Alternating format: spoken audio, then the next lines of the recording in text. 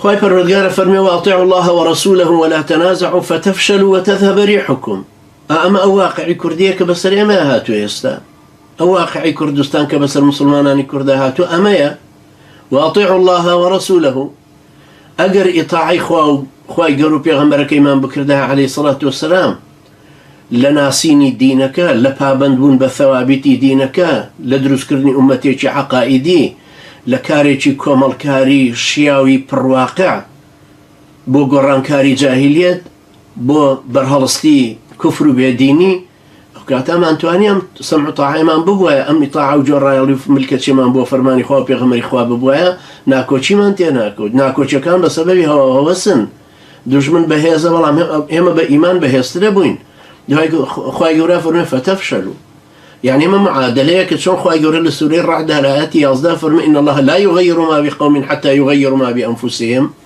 أما مجالي مساومة كردني تيانيا موكو الرساي قردوني وايا خور 8.6 دقيقة تشككي قابا يمنو 3 مليون ميل يمانو دورة. أما حقيقتي شي قردونية بلام حقيقتي شي عقائديش أوي إن الله لا يغير ما بقوم حتى يغيروا ما بأنفسهم.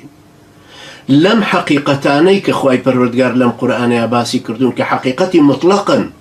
أما أنا قمانيان بوناتشي چون تو إخواني تو خواي قرأ فرمي كل نفس ذائقة الموت همو كسي كنفسي هي هرچيشتي كنفسي هي الروحيتي هي أمره.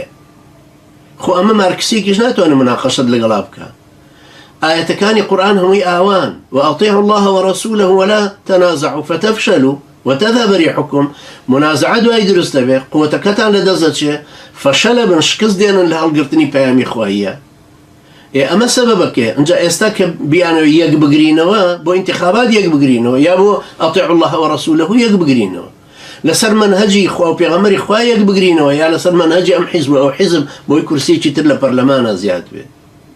أما زرر مندية آخر أما منازعة كي درس كردو أما فشلي هنا وتو بسرمانه كوابو تو قد وامك تاقب كبي لقل هر جروب وحزبي كشابي متعصب ما ببوي شون دليل كوا خواي يردو إلا سر دليلك اللي هذا برسيتو آية ببي قرآن والسنة أما تكردو وتيجيشتني خوشت چونك خواي يقرأ أو قرآن شي آسان فيري خلقي كردو هو قرآن كتابي كيف فلسفة نية هو أنت قرز به نخبة يقليتي يبقى ولقد